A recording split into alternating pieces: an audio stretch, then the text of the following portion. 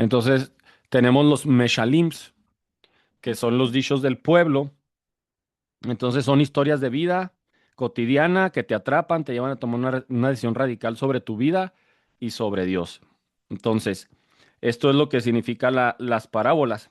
Y Jesús comienza a contar parábolas. ¿Por qué? Porque cada rabino debía de contar o inventar cierto número de parábolas. Tenemos varios rabinos, ¿no? Pues los más famosos que conocemos, que lo hemos dicho mucho aquí, es Gamaliel y Gilel. Entonces, las parábolas ayudaban a que Jesús ya no fuera tan directo ni tan ofensivo, tal vez para las personas que lo escuchaban. Si se fijan, el capítulo pasado hablamos sobre la blasfemia contra el Espíritu Santo, de cómo ya los líderes religiosos ya empezaban a tramar matarlo porque Jesús era demasiado directo con ellos, a tal punto que les dijo, "Pues, ustedes están blasfemando y la blasfemia contra el Espíritu Santo, se me quito esta rueda aquí porque está vibrando, no se puede perdonar." Entonces, las parábolas eran una credencial intelectual para los rabinos. En el judaísmo del Segundo Templo, la composición de parábolas acreditaban a un maestro, como un verdadero maestro. Aquel que era bueno para contar parábolas, pues era un maestro acreditado por la comunidad. Un maestro debía de interpretar la Torá o la ley y aplicarla a la vida cotidiana. Esa es una parábola, interpretar la ley o aplicarla a la vida cotidiana.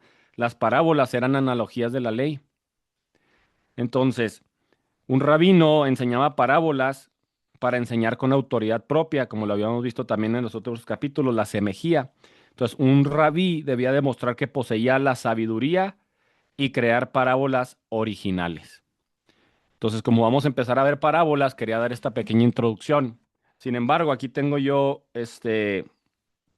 una pregunta, déjeme la encuentro. Mm, mm,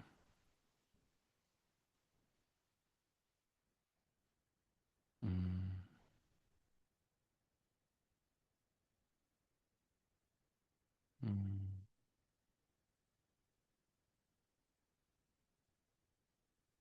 mm,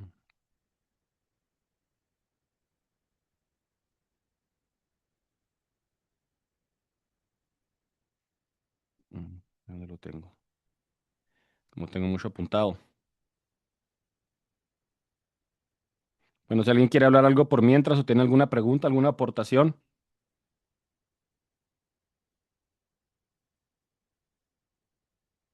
Ah, ok, ya. Bueno, Jesús comienza a contar parábolas y cuando él comienza a contar parábolas lo hace para expresar una parte del reino de los cielos.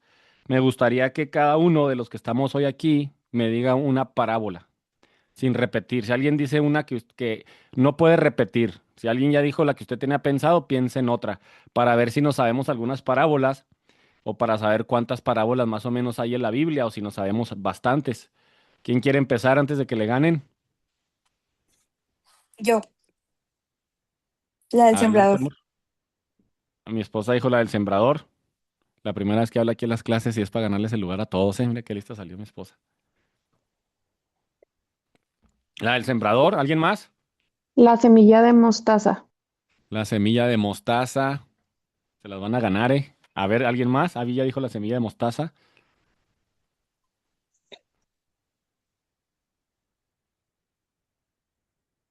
¿No se saben más parábolas o qué? La moneda perdida. La La moneda perdida, levadura, dice Les. ¿Cómo? la levadura. La levadura, la de la levadura que está en este mismo capítulo. También la semilla de mostaza. Ya dijeron las de este capítulo. ¿Alguien más? Hay muchas parábolas, ¿eh? La oveja perdida, La oveja perdida. el hijo pródigo. ¿Dijiste ya dos, no, Leo? No, ¿Quién dijo la oveja perdida? yo. Ah, ok, Mike. Y luego Leo el hijo pródigo, creo dijiste. ¿Alguien más?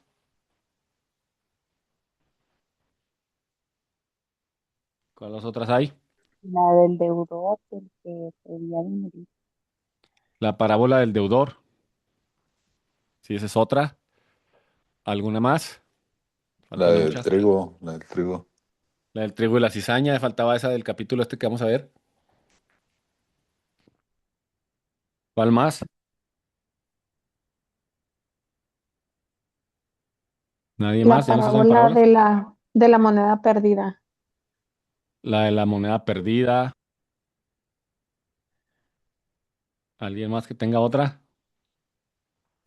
La de las 10 vírgenes. La de las 10 virgens. La parábola de la higuera estéril, creo que se llama. La higuera estéril, la perla de gran precio. La de las bodas. Gastón por ahí llegó. El hombre Hola, ¿qué sabio tal? y el tonto. ¿Cuál era la pregunta? ¿Alguna parábola que te sepas? Pero ya dijeron casi todas. Ah, bueno, no, pues la parábola del sembrador, que es la que la de este No, capítulo. pues ya esa fue la primera que dijo mi esposa. Bueno, hay muchas parábolas, hermanos. Podemos ver. De hecho, hay un libro de John MacArthur sobre parábolas. Si lo puede comprar, yo creo que ahorita ya está. Ahorita creo que va a estar el Amazon Day o Amazon Prime, algo así.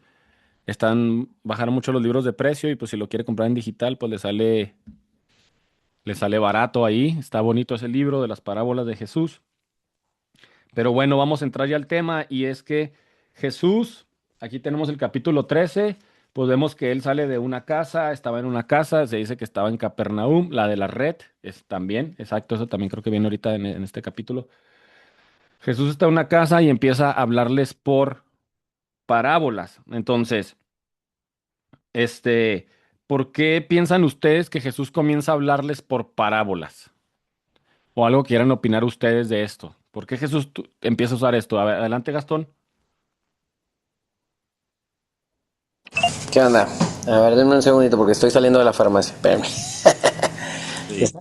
Gracias. Gracias, hasta luego. Porque es el juicio contra Israel. Si se fijan, el capítulo pasado fue cuando pasó lo del pecado contra el Espíritu Santo. Es porque es un juicio contra Israel. Por eso es que está haciendo eso y por eso cita la parábola citando la parábola de Isaías, que viendo no oigan, etcétera, etcétera.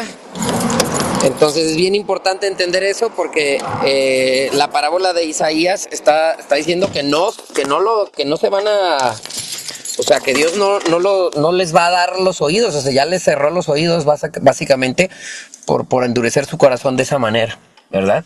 Suena fuerte, pero pues ese es el juicio a Israel.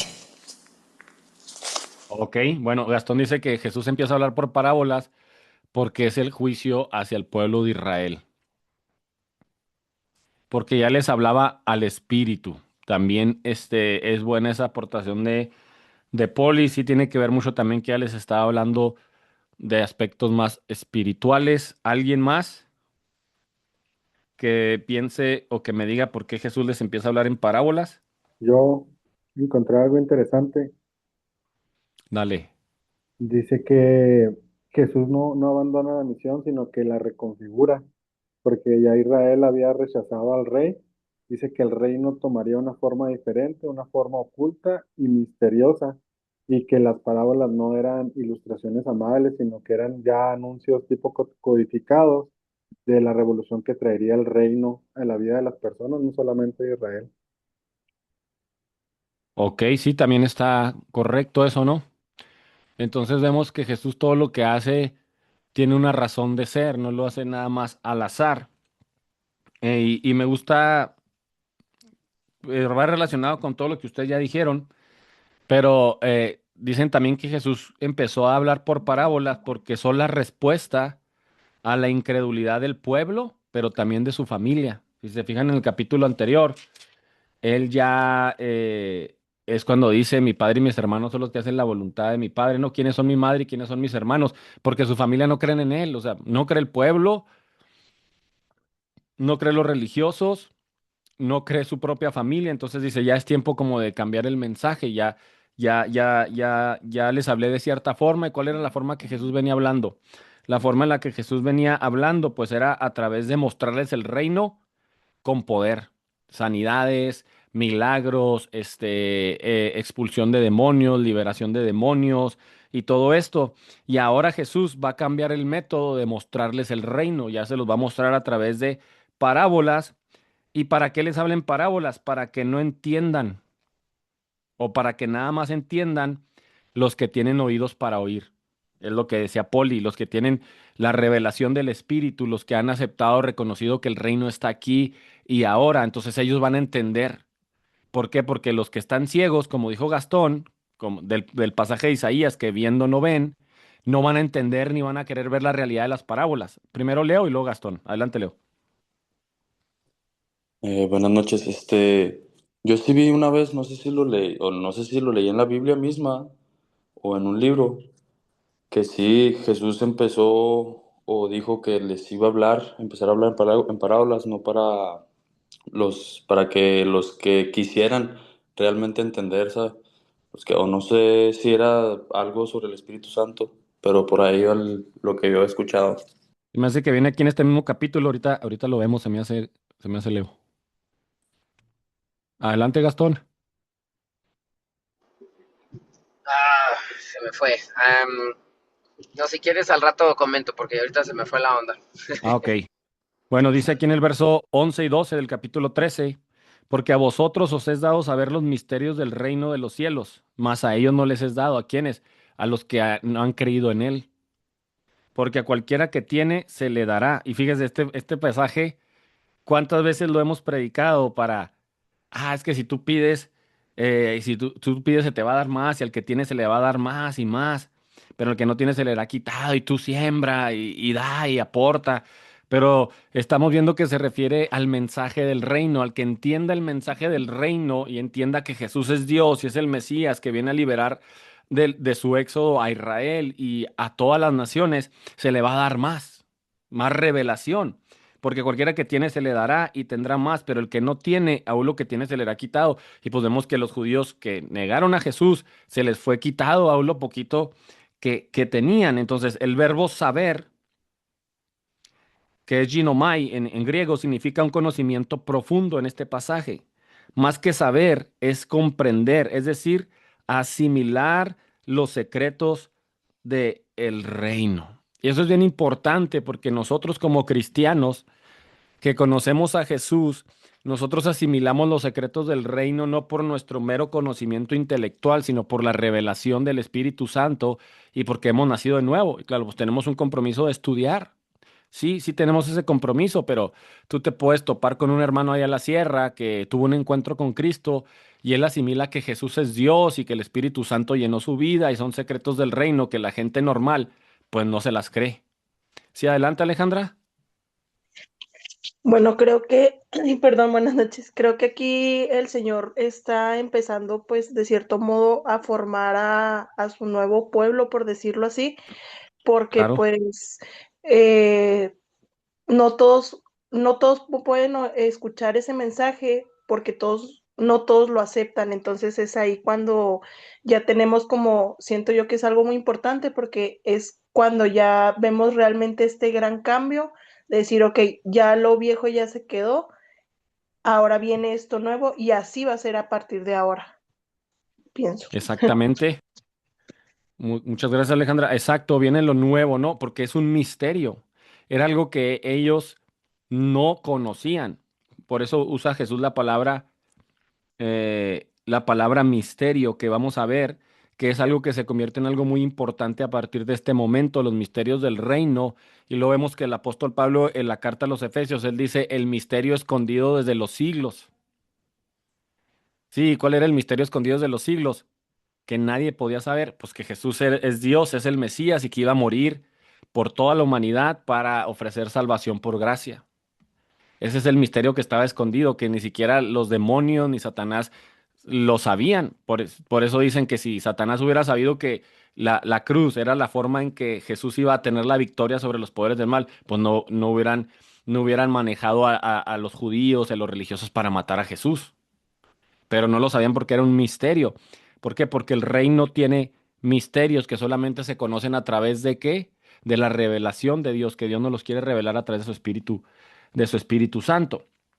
Aquí lo tengo yo, el teólogo y profesor de griego clásico Giva Abbott Smith explica que misterio es lo que se da a conocer a los iniciados. Sin embargo, el Señor revela y da a conocer, abre los labios para hacer entender solo a sus discípulos los misterios del reino de Dios.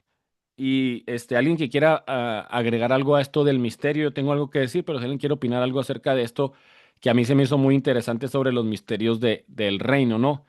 Sabemos que la Iglesia Católica manejan también mucho lo de el misterio. Sí, alguien no sé si va a opinar. Sí, Gastón. La apertura a los gentiles, eso es lo que dice el apóstol Pablo en alguna de las cartas, no me acuerdo si es en Efesios, dice Ajá. que era o sea, la apertura pues de salvación hacia los gentiles, que bueno, ya estaba profetizado de alguna manera, pero escondido, pues, ¿verdad? Claro. Sí, también era el evangelio a todas las naciones, ¿no? A los gentiles. Entonces, el misterio cada parábola nos va a revelar un misterio. Por eso ahora que usted lea las parábolas, pregúntese qué misterio está revelando esa parábola. Ahorita vamos a ver qué misterio revelan estas 4 parábolas. Dice, el misterio es una realidad del plan de Dios que estaba oculta y ahora es revelada. En hebreo el concepto más cercano es Sot, el consejo secreto de Dios revelado a sus siervos. Y te da un pasaje del Antiguo Testamento, Amós 3:7. Jesús no está enseñando enigmas, está revelando cómo Dios está cumpliendo sus promesas, pero de una manera inesperada. Ahí es donde está el misterio. Es el cumplimiento de las promesas, no como el pueblo de Israel se lo estaba imaginando. El establecimiento del reino de Dios, no como el pueblo de Israel se lo había imaginado.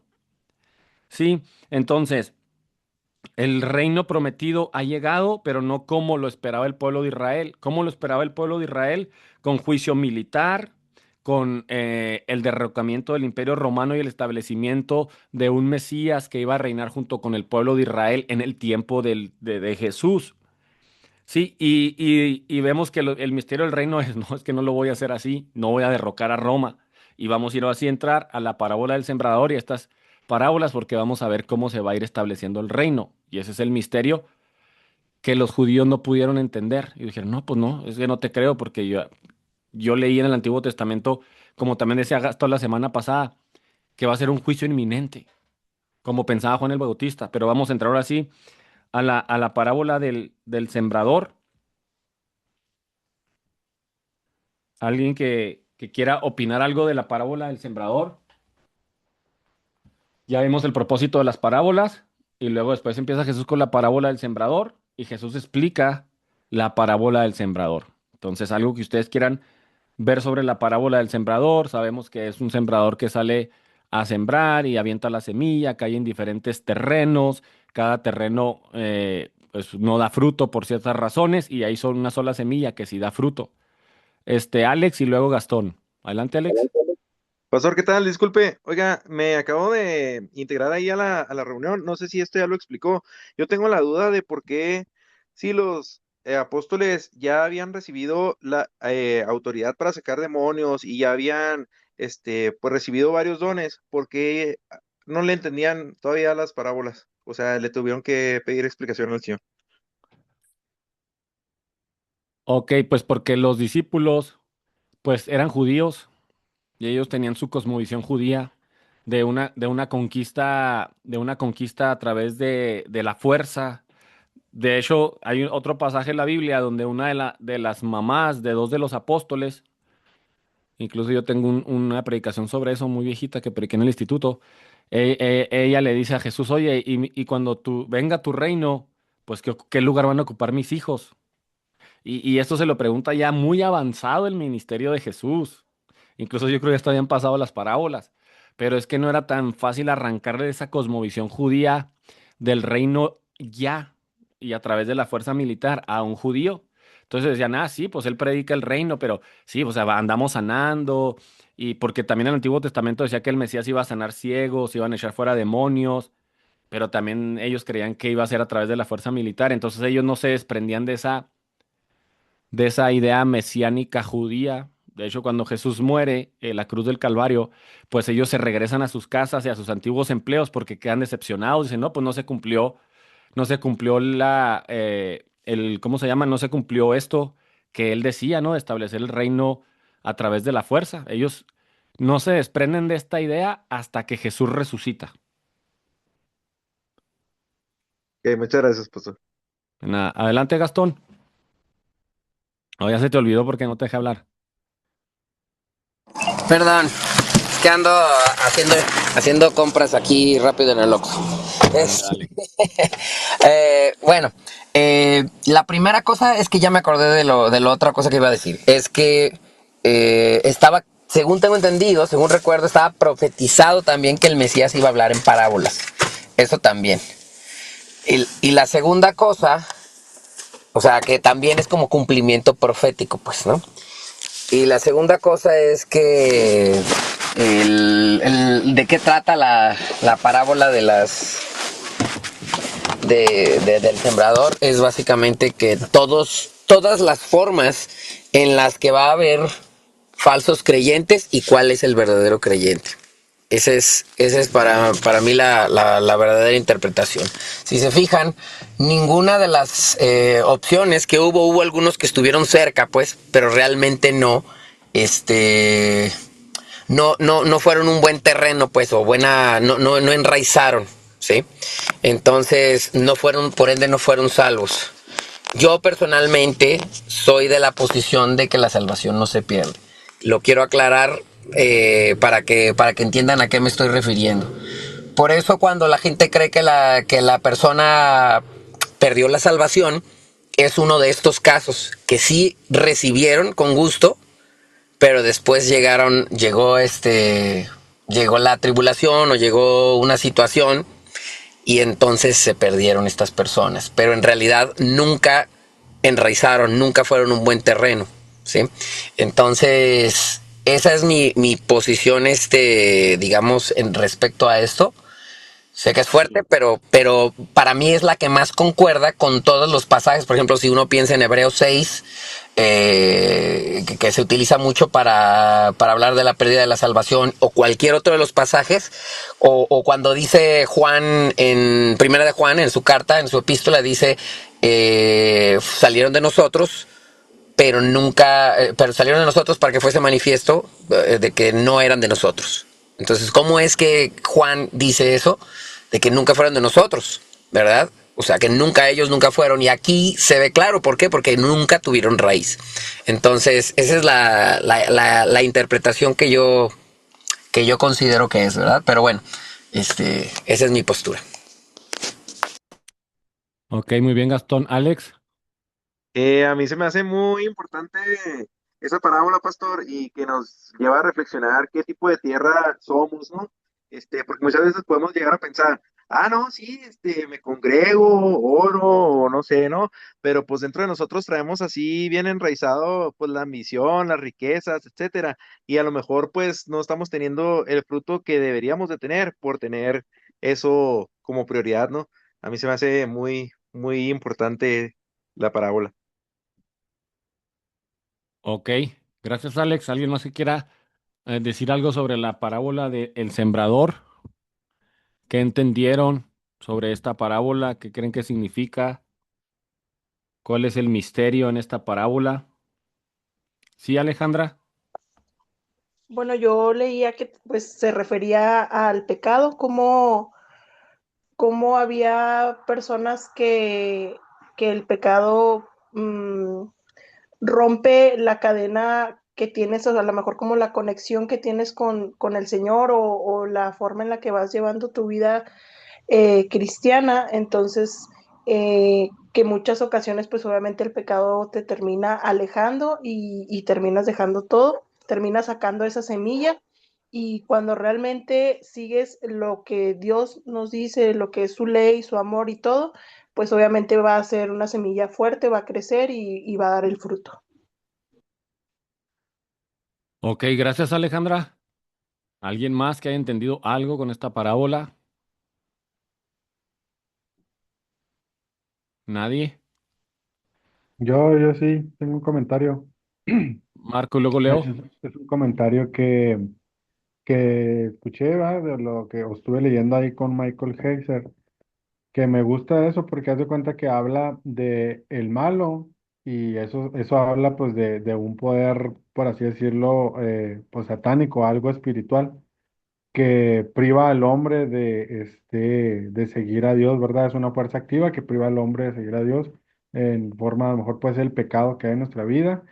Y creo que lo último es interesante cuando habla del buen terreno, porque creo que, a diferencia de como piensa Gastón, que yo también soy de la idea de lo que él decía, pero creo que en el texto no lo encontramos tan explícitamente como él lo dice o como él lo ve. Eh, Habla, creo que o sea, lo que dice es que el discipulado auténtico es un proceso y no es un evento único. Cuando habla del buen terreno, dice el fruto varía, no todos producen igual, pero todos producen fruto. Entonces creo que sí está hablando de los discípulos en cuestión de lo que dice la parábola del sembrador. Ok. Sí, yo pienso que ahí un discípulo a grandes rasgos, por eso dice en Mateo, creo que es Mateo 28, ¿no? Y hacer discípulos por todas las naciones. Pues, y un discípulo creo que es una persona que ha llegado a entender el reino de Dios, si pudiéramos decir una palabra. Entonces, esta parábola pues está diciendo los misterios del reino y los que lo entiendan son los que se van a convertir en discípulos. Sí, leo, ahorita agrego algo más, pero para que no dure tanto, leo con la mano levantada, ya se le cansó. Ajá. No, yo solamente quería pedirle o a ustedes, ¿verdad? La opinión o el significado que le dan a Mateo 13:9, donde dice el que tenga oídos para oír que escuche y entienda, o el que tenga oídos para oír que oiga, algo así dice en la Reina Valera. Y porque yo he visto que este pasaje, bueno, este versículo a lo largo de la historia ha sido muy mal aplicado en algunos lugares y así, pero quería saber que ustedes qué es lo que pensaban. Ok. ¿Alguien quiera contestarle a Leo? Bueno, aquí yo tengo algo. Adelante, Gastón. Pues así rápidamente, el que tenga oídos para oír que oiga es el que oyó y entendió, pues, el que haya entendido lo que se dijo, pues, pues aplíquese, ¿no? O sea, en esencia es eso, pues. O sea, no, yo no le veo mayor cosa, o sea, es como, si entendiste lo que dije, pues escucha mi palabra, ¿no? Escucha lo que te estoy diciendo, ¿no? Eso para mí es el significado. Ok, gracias, Gastón. Yo, fíjense que noté algo y hasta se me había pasado decírselo respecto a eso. Qué bueno que preguntó y Leo. Dice, los que no tenían oídos espirituales solo entendían en las parábolas una bonita historia de la vida cotidiana o no entendían. Esto es bien interesante porque seguimos viendo estos cuadros en la iglesia. Vemos que los domingos está en la iglesia, hay 100 gentes, supongamos, y mucha gente, ahora tenemos el problema que desde los predicadores lo que hacen es predicar una bonita historia de la vida cotidiana, ¿no? O sea, todos tenemos que aplicar en las predicaciones a la vida cotidiana, pero hacemos de las historias de la Biblia siempre historias moralistas. No predicamos la salvación, no predicamos el reino, sino predicamos una historia moralista, échale ganas, no te rajes, dale para adelante, en vez de predicar lo que dice la palabra de Dios. Entonces la gente pues entiende una historia bonita de la vida cotidiana. Tenemos ahí predicadores que duran una hora predicando de un anillo y que se le perdió el perro y que se peleó con su esposa y luego la gente sale llorando, pasa a llorar al altar porque le contó es un predicador. Entonces los que no tienen oídos espirituales solo entienden una bonita historia de la vida cotidiana. Los que tenían oídos, o sea, oídos espirituales, entendían la nueva era del reino, lo que decía Alejandra.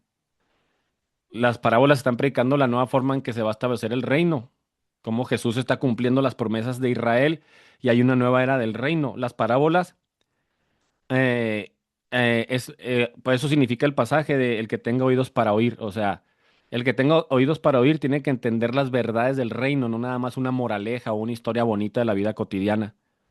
Y luego dice aquí que los que llegaban a entender, quienes respondían correctamente, porque recordemos que las parábolas siempre nos retan en nuestra vida cotidiana y un reto con Dios. ¿Qué voy a hacer ante el mensaje del reino en mi vida cotidiana? Quienes respondían correctamente eran llamados discípulos y a ellos les era dado a entender los misterios del reino. La misma verdad era escondida de quienes a causa de la dureza de sus corazones estaban cerrados al mensaje de Jesús, pero para otros era abierta las nuevas realidades del reino y eran considerados discípulos de Jesús. ¿Sí, Marco? Solo quería agregar de eso mismo, se me hizo muy interesante porque creo que pues viene después de cuando se habla de las medidas, ¿no? Del 30, del 60 y del 100 por uno. Y investigando un poco de a qué se refería, los agricultores en el siglo I en Palestina, en Jerusalén, ellos típicamente siempre esperaban el retorno por una semilla sembrada, esperaban cuatro semillas más. Lo Ah, máximo ok. que esperaban eran 10 semillas por una. Entonces, cuando Jesús presenta esto, ¿verdad? La parábola promete eso, 30 por una, 60 por una, 100 por una. Y hay un estudio, hay un pastor, un teólogo, Joaquín Jeremías, yo creo que lo han escuchado, a lo mejor tú, Gastón, no sé quién más, y él dice que esto es algo sobrenatural y que es algo absurdo para el oyente agrícola. O sea, que no es como algo optimista, precisamente como dices tú, un bonito mensaje moral o algo optimista, sino es una promesa escatológica de la abundancia que el reino produce en la vida de las personas. Ok, está interesante eso. Gracias, Marco. Entonces, podemos ver ahí la parábola que Jesús le explica, ¿no? Jesús le explica de una manera muy sencilla y él dice, ¿no? Todo lo que pasa a los terrenos, los diferentes terrenos y que al último la palabra o el fruto se pierde, pues yo pienso que se refiere al entendimiento de la nueva era del reino. Porque recordemos que cuando Jesús hablaba, pues estaban sus discípulos que entendían todo, estaban las personas que, pues voy a seguir a Jesús porque sana, porque expulsa demonios, porque me da de comer, y pues les valía, pues qué bonito predica, pero al último se iban a su casa y no creían en él como Dios. Estaban los que hacían oposición contra él, entonces había todo tipo de terrenos ahí escuchando el mismo mensaje, pero en todos tenía un fruto diferente. Y es lo mismo que pasa hoy en día. Alguien que quiera agregar algo más sobre la parábola del sembrador. Para mí el fruto es ese, ¿no? El entender el reino o no. Adelante, Marco, y luego Gastón. Yo encontré un comentario muy bueno de padre de la iglesia acerca de un creo que hace Orígenes y Cristo, como que comentan que un mismo corazón, una misma persona puede ser varios terrenos a lo largo de su vida, o en diferentes etapas de su vida. Entonces, la pregunta importante es, no es en qué terreno, sino a qué terreno quiero ser o en qué terreno me quiero convertir como conclusión de esta parábola. Eso me llamó mucho la atención. Eso está bueno. Sí, sí, cierto. Eso también que en nuestras vidas personales pasamos diferentes etapas, ¿no? Respecto al mensaje de Dios en nuestras vidas. Adelante, Gastón. Bueno, yo, o sea, si bien creo que también se puede aplicar para la vida cotidiana, en, digamos, en retos espirituales, llamémosle, o sea, qué tipo de terreno eres. O sea, creo que aquí, o sea, y vuelvo a insistir, y de hecho voy a tomar un poquito de lo que mencionaste. Había gente, por ejemplo, cuando le piden el pan en Juan 6, y luego cuando termina Juan 6 dice, y muchos desde entonces dejaron de creer en él y le dejaron de seguir. Esos son los que tienen un terreno, o sea, que no son un terreno bueno, ¿correcto? Ujú. O sea, que es Claro. gente que lo seguía, que le decía maestro, no sé qué, o señor, tal vez, no sé no recuerdo si en ese pasaje creo que le dicen maestro, ¿dónde andabas? O rabí, ¿verdad?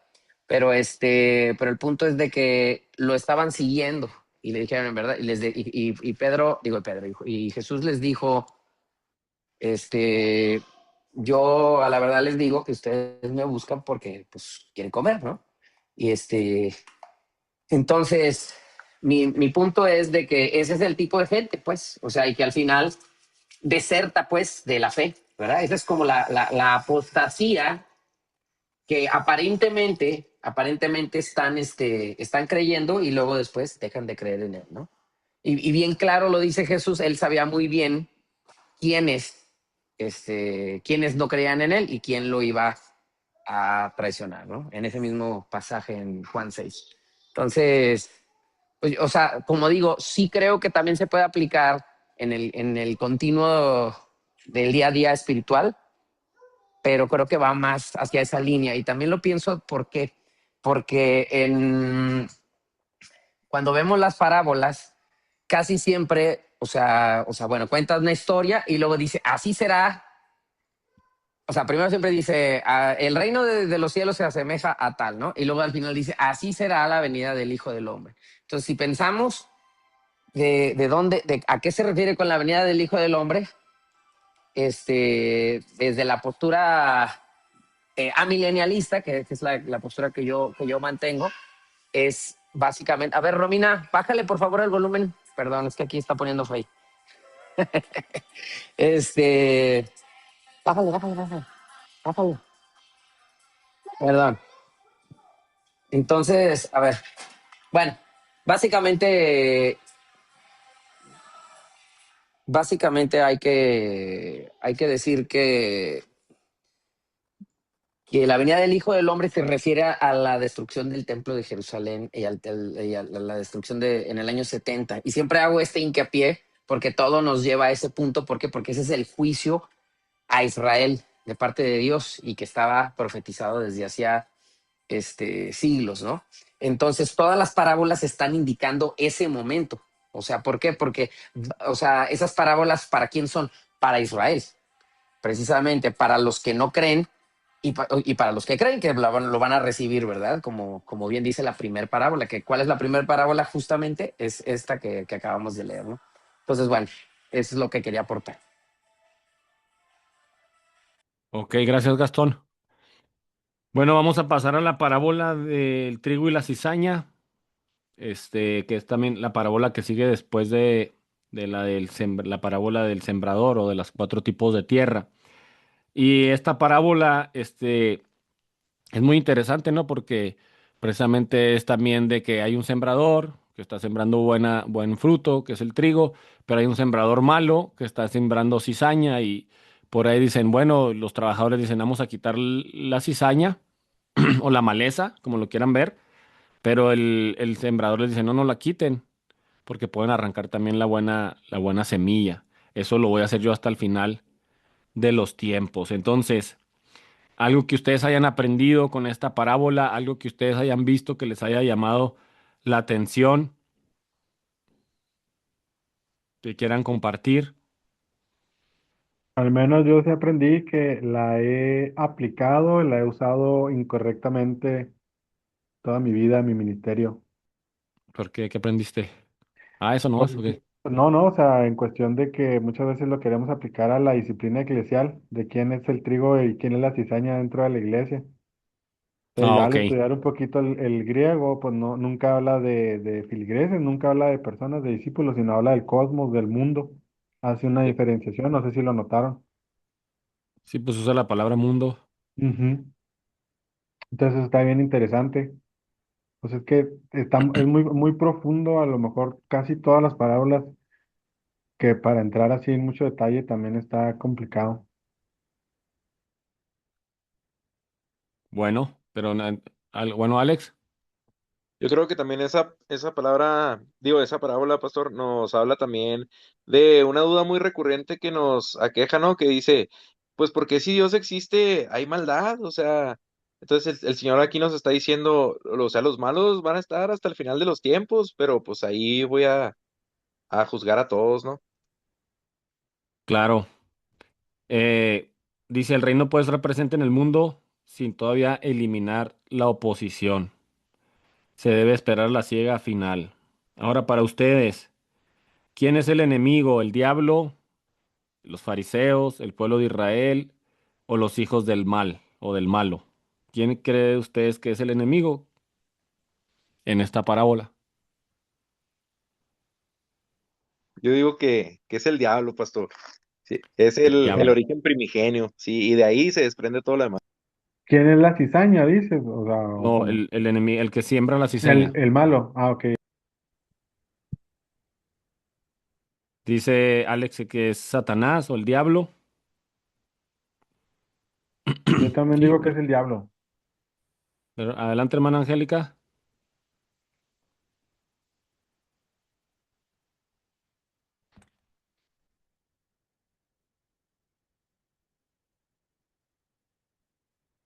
Se le trabó la hermana. Bueno, ¿y quién es la maleza o la cizaña? ¿Qué piensan? Ah, perdón, no, yo digo que el diablo, que Cristo lo reprenda porque al enemigo quiere dividir, la cizaña divide. Lo que me llama también mucho la atención es que dice que el trigo y la cizaña es muy parecido, nada más que la cizaña niega la piedad de Cristo, pienso yo. Ok.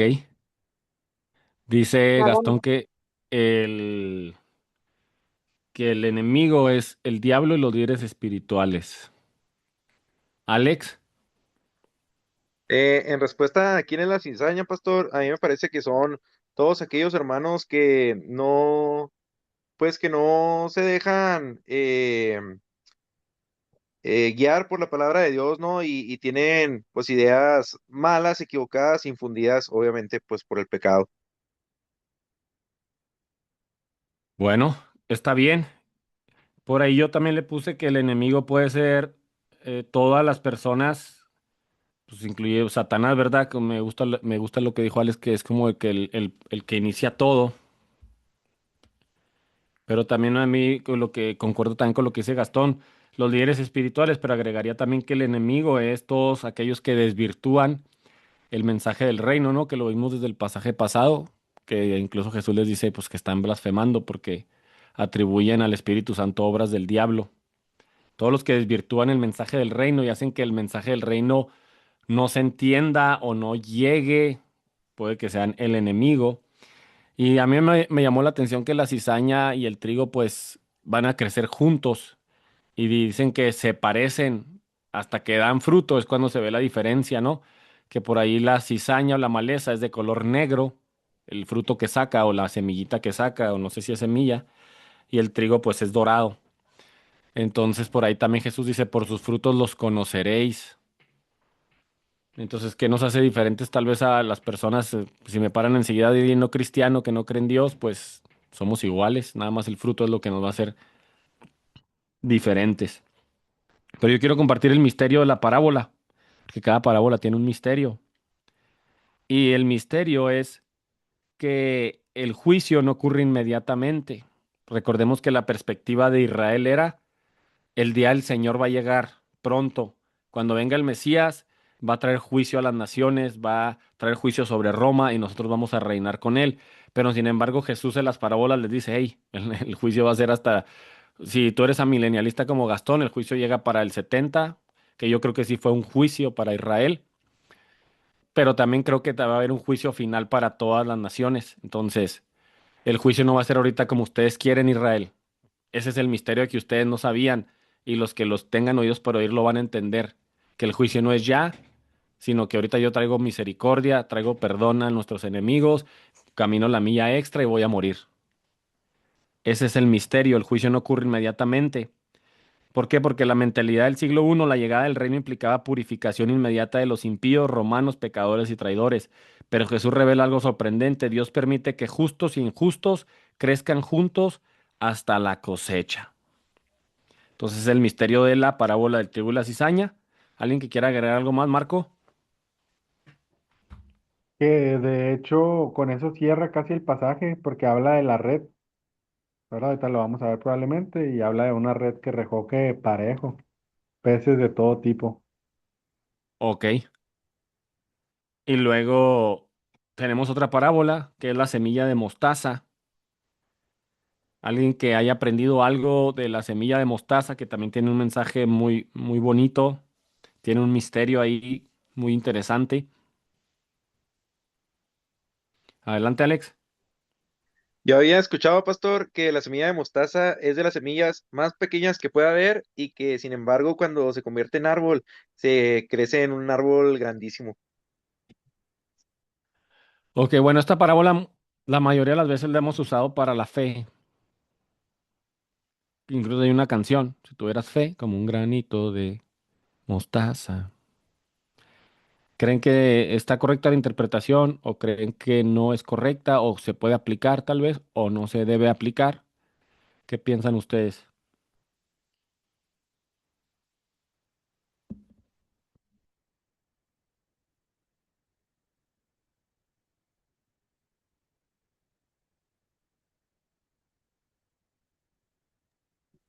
Yo pienso que esa parte, ¿verdad? Va un poquito más enfocada a la madurez espiritual, no solamente a la fe. Ok. Alejandra, Bueno, estoy aquí leyendo un poquito. Dice que no es visto como una evolución y un desarrollo biológico. Bueno, eso no. Es como un milagro de Dios el sugerir de la vida, surgir, perdón, de la vida y la muerte y considerar el inicio y el final de estos procesos. Jesús quiere enseñar que da un inicio insignificante a las obras de Jesús y los discípulos, creará un reino que incluirá a todas las naciones y que incumplirá el final cuando el Hijo del Hombre venga en gloria. ok, sí tiene relación con el misterio. Acá pone Paulina antes de darle lugar a Gastón que la semilla de mostaza da un arbusto, no un árbol, y se convierte en un árbol. Así es. Adelante, Gastón.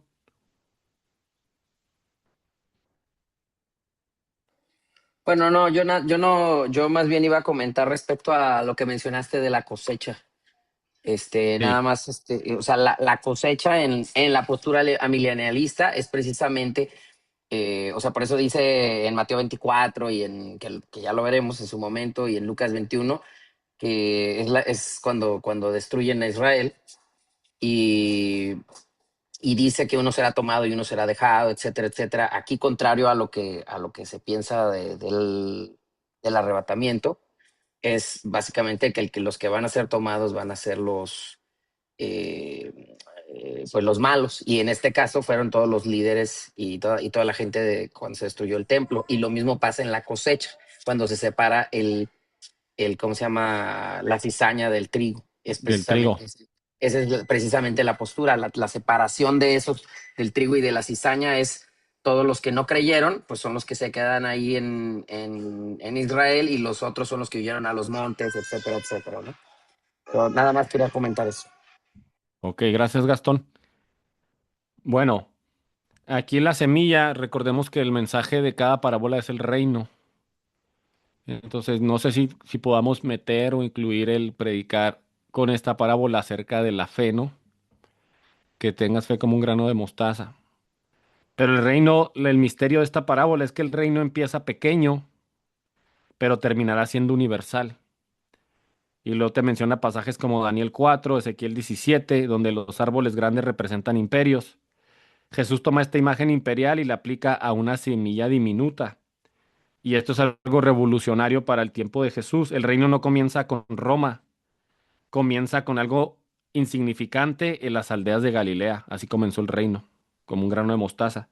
Pero su final, pues será en todas las naciones. Entonces, este es un comentario, ¿verdad?, que hacen sobre esta parábola, de cómo el crecimiento del reino se va a dar exponencialmente a través de todas las épocas. Que ya es, también aquí ya hay personas que pueden creer que, pues, universalismo, ¿no? Que todas las personas van a ser salvas, o también hay mucho también en que es el postmilenialismo, donde dicen que hasta que no se predique a todas las personas y la mayoría sean cristianos, entonces va a venir el Hijo del Hombre. Entonces hay diferentes posturas escatológicas, dependiendo ya la que usted crea, pero lo que sí es que el principio es que el reino va a crecer a través empezó en Galilea y se va a expandir mundialmente. Y luego tenemos la parábola del tesoro escondido y la perla en el versículo 44 al 46. ¿Alguien que tenga algo que decir sobre esta parábola, algo que haya entendido de esta parábola, algo que quiera agregar? Oye, te brincaste la de la levadura, ¿no? Ah, sí. Pues es que Ah, es el, perdón, me brinqué la de la levadura. ¿Alguien quiere agregar algo sobre la levadura? yo sí, de hecho esa Dale, fue dale. la que más estudié porque fue la que más me llamó la atención que uno lo lee como en automático, ¿no? y piensa que está hablando mal de la levadura, pero si se fijan lo que está diciendo es que el reino de los cielos es semejante a la levadura. Entonces tú te vas al contexto de la palabra y te vas al contexto en el Antiguo Testamento.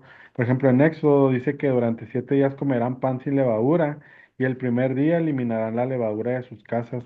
Es como que la levadura era un símbolo consistente de corrupción, de pecado y de impureza, según el Antiguo Testamento. Sí, Entonces Jesús lo trae en este momento a flote, ¿no? Y ahí estoy dando un poco, hay un dato de los rabís, que en el Talmud es un libro como donde ellos traen todos sus, pues, sus como que su interpretaciones. interpretación, ajá.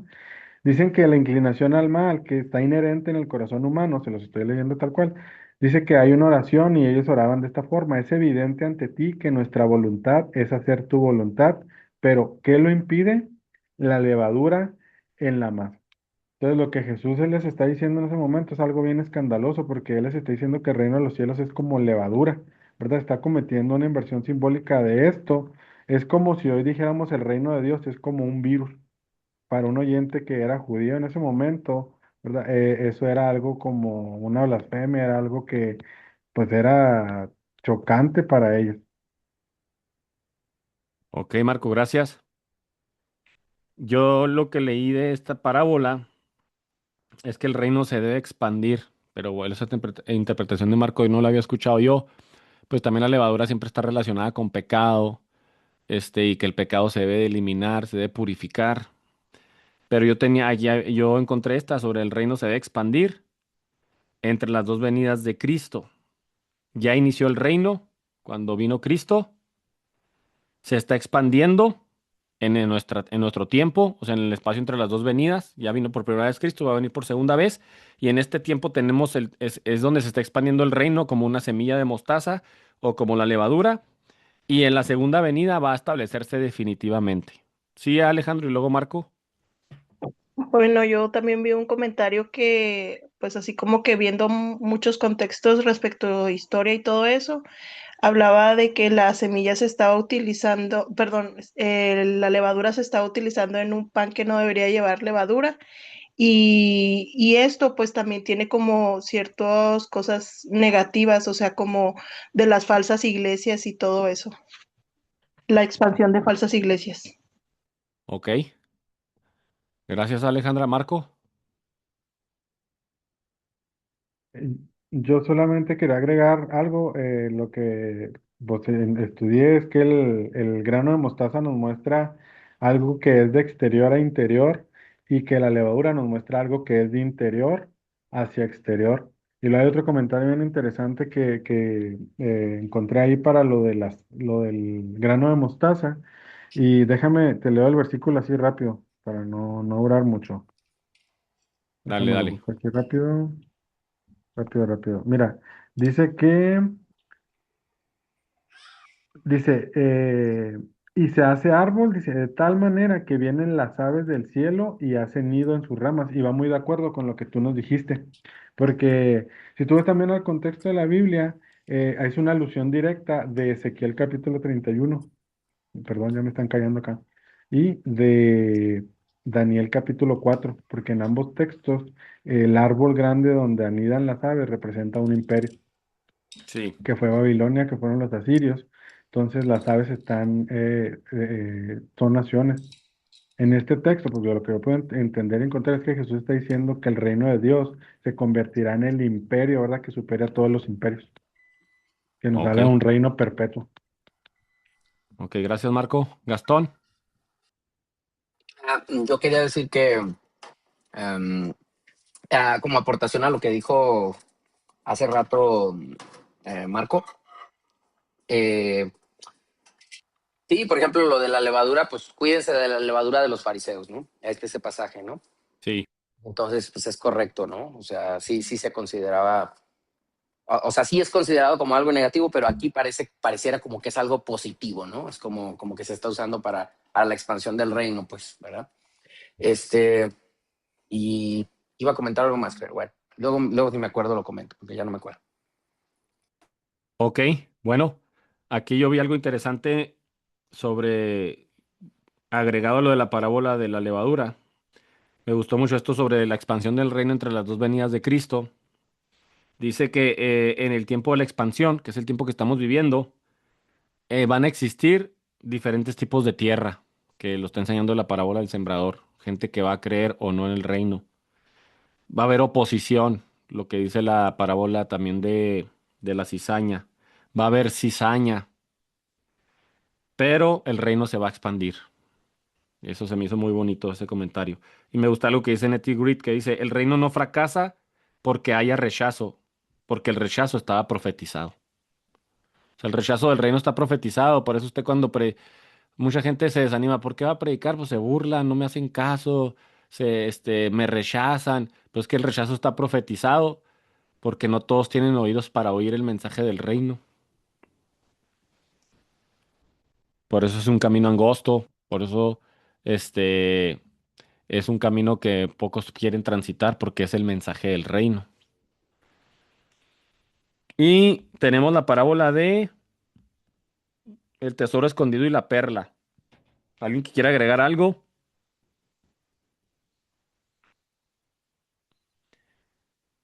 Nadie levantó la mano. Dice aquí, el tesoro escondido y la perla, el misterio. El reino vale más que todo lo demás. Qué bonito eso. Aquí el énfasis no está en el crecimiento, sino en el valor del reino. Por eso dice, buscad primeramente el reino y todo lo demás vendrá por añadidura. En términos hebreos, es el cumplimiento de la esperanza mesiánica, el fin del exilio. Cuando alguien percibe que el reino está actuando, que Jesús está actuando, todo lo demás pasa a segundo lugar o pierde valor. ¿Alguien quiere agregar algo? Yo ahorita quiero leer algo sobre el reino de N.T. Wright. Sí, Marco. Yo quisiera escucharlos a todos, ¿no? Al que quiera opinar, porque me llama la atención porque presenta dos posturas bien interesantes. Por ejemplo, en el tesoro escondido, el hombre no buscaba el tesoro, lo encontró por accidente o inesperadamente, como queramos verlo, ¿verdad? Y hay personajes en la Biblia que pasó de la misma forma, Pablo, Zaqueo, el centurión, historias que a lo mejor identificamos. Y en la perla de gran precio, el comerciante sí buscaba perla, Ujú. ¿verdad? Era su oficio, entonces encontró la definitiva. Entonces me da a entender como que una parte de la gracia irresistible de Dios, pero otra parte como una búsqueda respondida. No sé ustedes cómo lo interpretaron, me interesaba mucho escucharlos. Uno no buscaba y uno sí buscaba. Pues O yo sea, no me llama estudié la esa parte. atención ¿Cómo? partiendo de que, o sea, me llama la atención porque partimos de que yo soy de la idea de que Dios siempre comienza su obra, pero o sea, vemos la Biblia, lo que está diciendo, y hay una persona que busca. O sea, yo sé que a lo mejor antes Dios ya había puesto ese sentir, ¿no? Pero, o sea, como que no logro equilibrarlo, por eso quería escucharlos. A ver, ¿quiere escuchar su voz el pastor Marco? Alex. Sí, sí, fíjese, pastor, que pues yo ya viéndolo desde ese punto y leyendo nuevamente la palabra, sí trae ese mensaje y a mí me suena mucho a la persona que vino con el Señor a pedirle que sanara, creo, a uno de sus hijos, ¿no? Y que le dijo, pues que lo del reino no se le puede dar a los perrillos, pero ella lo buscó, entonces ella recibió el don y la sanación de parte del Señor porque ella lo buscó. Ok. Otro ejemplo bien interesante puede ser Nicodemo, acerca del que es como la perla de gran precio. O sea, Nicodemo fue quien buscó a Jesús. Sí. Bueno, sí, está interesante eso. Pues es que no lo estudié, pero si vemos como estas dos formas, uno que busca y uno que no, es como una narrativa constante en los evangelios, lo vemos también en la parábola del hijo pródigo, donde hay un hijo que se quedó en casa y el otro se fue, pero el otro regresó. Entonces, no me gustaría alegorizar porque no estudié eso, pero puede ser que se esté refiriendo a uno que busca puede ser el pueblo de Israel y uno que no buscaba, que eran los gentiles. Pero se me hace muy alegórico, pero puede sonar lógico. Gastón y la hermana Angélica. Bueno, yo quisiera decir respecto a eso que la palabra dice que Dios es el que pone el querer como el hacer. Entonces, si bien ya sea el hijo pródigo o en este caso el de la perla, pues están buscando, como bien dijo primeramente Marco, el pastor Marco respecto a eso, que a lo mejor lo había puesto Dios en su corazón. Yo pienso que sí, efectivamente, o sea, él pone el querer como el hacer desde antes, ¿verdad? Y desde antes de la fundación del mundo. O sea, no solo o sea, y además de que si alguien lo hiciera, tendría de qué jactarse, pues, que hemos visto que la salvación, pues no es por obras para que nadie se gloríe, ¿verdad? O sea, es por fe. Entonces, el hecho de que alguien esté buscando, es que yo estaba buscando, ¿verdad? Entonces, o sea, o sea, para mí el mayor sentido, pues, o sea, si lo ponemos en contexto con el resto de los pasajes, es que no, pues, ¿verdad? O sea, que el hombre no puede jactarse de nada y Dios es el que pone en su corazón las cosas, ¿no? Bueno, leyéndolo así a ojo de buen cubero, puedo pensar que el tesoro escondido y la perla hablan de lo mismo, aunque uno buscó y el otro no. Pienso que lo que habla es de los que llegan a entender el mensaje del reino. Los que entienden el mensaje del reino lo valoran. Ah, esto es lo que significa verdaderamente que esto es el reino. Jesús, el Mesías, está aquí para darnos un cambio de corazón, no va a derrotar a Roma. Los que entienden esto encuentran la perla de gran precio. Eso es lo que pienso que hablan los dos pasajes, porque dice, además el reino de los cielos es semejante a un tesoro escondido en un campo, un misterio escondido, algo escondido. Está hablando del misterio. El cual un hombre halla y lo esconde. O sea, cuando lo halla es que entendió el mensaje. Para mí es eso. Dice, y lo esconde de nuevo y gozoso por ello va y vende todo lo que tiene y compra aquel campo. O sea, él pone el mensaje del reino o que Jesús es Dios ya por encima de todas las cosas. Primeramente busca el reino. Y luego acá en la perla de gran precio es lo mismo. También el reino de los cielos es semejante a un mercader que busca buenas perlas, que habiendo hallado una perla preciosa, pues que para mí es el mensaje del reino, fue y vendió todo lo que tiene y lo compró. Se me hace que va más por ahí. Sí, Angélica, hermano Angélica, ¿y lo marco? Pues ya se me adelantó un poquito, pastor. Dice la palabra de Dios que muchos son los llamados, más pocos los escogidos.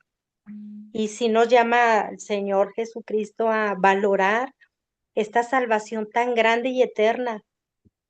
Y pues si vemos en esta parábola del tesoro escondido, este hombre cuando la halló se gozó mucho y lo volvió a esconder, pero dice que vendió todo y que compró aquel campo, o sea, él invirtió su vida y que invertamos nosotros nuestra vida en esta salvación, en el propósito que Dios tiene para cada uno de nosotros. ¿Cómo ve? Muy bien, hermana. Sí, claro que Sería sí, todo. está bien. Gracias por su comentario. El pastor Marco. No, que estaba aquí leyendo las notas y encontré, hay un énfasis en griego que está en la palabra jara, que significa alegría, chara, significa alegría, y dice que la rendición total al reino no es un sacrificio obscuro, dice es la respuesta gozosa a un descubrimiento que eclipsa todo lo demás. Queda muy de acuerdo con lo que nos comentabas tú, y precisamente Sí, lo que dice el porque texto también. si lo vemos desde un punto de vista muy de lo que está sucediendo aquí, Jesús hablándole a personas que son judías, pues entienden el mensaje del reino y cuando dice y van y venden todo porque aprecian más el mensaje del Jesús y venden todo, yo pienso que se está refiriendo a que pues consideran por debajo del mensaje del reino, todo lo demás ya, su antigua vida, la centralidad del templo, los sacrificios, todo esto, ¿no? Moisés es menor que Jesús. Si ya lo vemos de una condición más completa, pues no estaba fácil, que es lo que ahorita decía Alex. También, porque los discípulos le seguían preguntando a Jesús, si ya echaban fuera demonios y todo eso, ¿por qué no entendían? Pues porque era un mensaje difícil, estaba escondido, pero cuando lo entienden, es un mensaje muy valioso. ¿Sí, Gastón? Yo concuerdo contigo también respecto a esto. Eh, o sea, digamos, dejar el antiguo pacto, Ujú. dejar la antigua vida, por eso está, pues, o sea, de hecho, una de las parábolas dice que si no muere, pues no da fruto, ¿verdad? Entonces, cuando dice que no muere, es que uno tiene que morir a sí mismo, uno tiene que, o sea, ¿qué quiere decir morir a sí mismo? Morir al pecado, morir, nacer de nuevo, ¿no? O sea, ese nuevo nacimiento, para volver a nacer, uno tuvo que, uno estaba muerto en pecados, fue resucitado, y ese nuevo nacimiento es ese abandono total y total confianza en Dios, ¿no? Y total confianza en Cristo. Entonces, definitivamente de acuerdo. Muy bien, quiero leer aquí un comentario, gracias Gastón, de N.T. Wright respecto al reino de los cielos, un libro que estoy leyendo sobre la Pascua. Y dice, si alguien le hubiera dicho a un judío del siglo I, el reino de Dios ya está aquí, y lo hubiera explicado refiriéndose a una nueva experiencia espiritual, a un nuevo sentido de perdón, a un nuevo corazón, a una apasionante reordenación de la interioridad religiosa privada, aquel judío podría haberle respondido: me alegra que hayas tenido esa experiencia, pero ¿por qué lo llamas el reino de Dios? Era a todas luces claro que Israel no había sido liberado, el templo no había sido reconstruido, el mal, la injusticia, el dolor y la muerte seguían predominando. Por ello se impone la siguiente cuestión: ¿por qué decían los primeros cristianos que el reino de Dios sí había venido? ¿Por qué? Porque ellos entendieron el mensaje oculto del reino. El reino no es un mejor templo, la conquista de Roma, vamos a reinar en este tiempo. El mensaje del reino era eso: el reino se expande, un nuevo corazón, un nuevo nacimiento, perdonar a tus enemigos, amar a tu prójimo. Ese era el verdadero establecimiento del reino. Por eso un judío no lo podía comprender.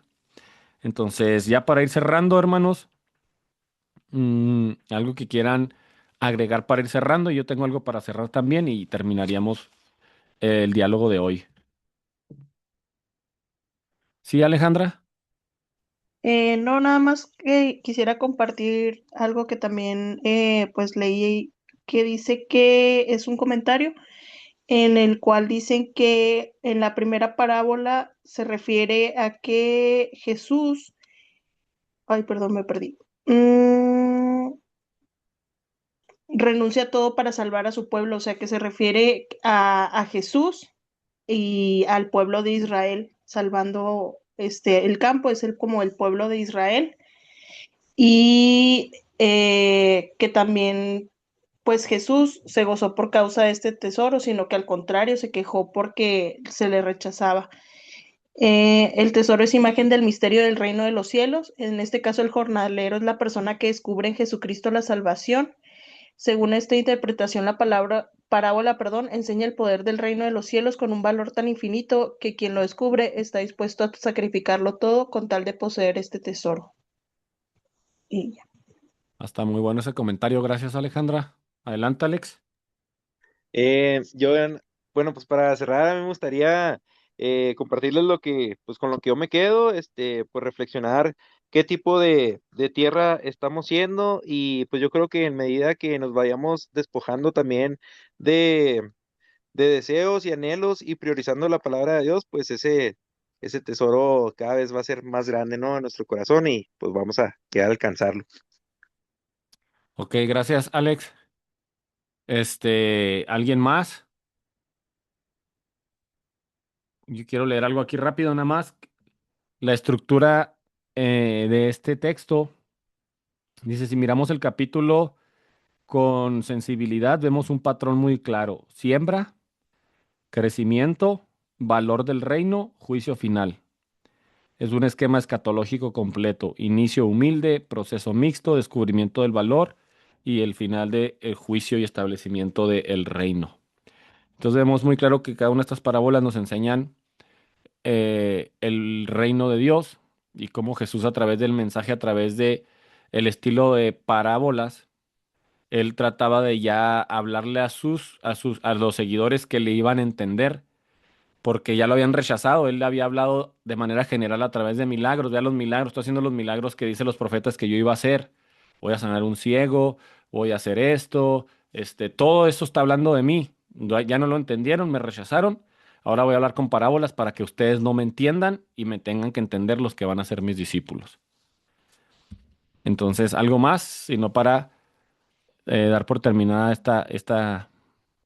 este diálogo, hermanos. Estuvo muy interesante hoy la clase de las parábolas de Jesús. Ahora nos conectamos bastantes. Lo animo a que siga así. Y nos vemos. Que Dios les bendiga, que descansen. Nos vemos el próximo martes con Mateo, capítulo 14. Y por ahí, pues ahí puede pasar a escuchar el podcast de la iglesia en Spotify o YouTube, ahí en Iglesia Filadelfia MX. Dios les bendiga. Hasta mañana, hermanos. Que descansen. Dios los Dios bendiga. les Buen día. bendiga. Dios Descansen, Dios los bendiga.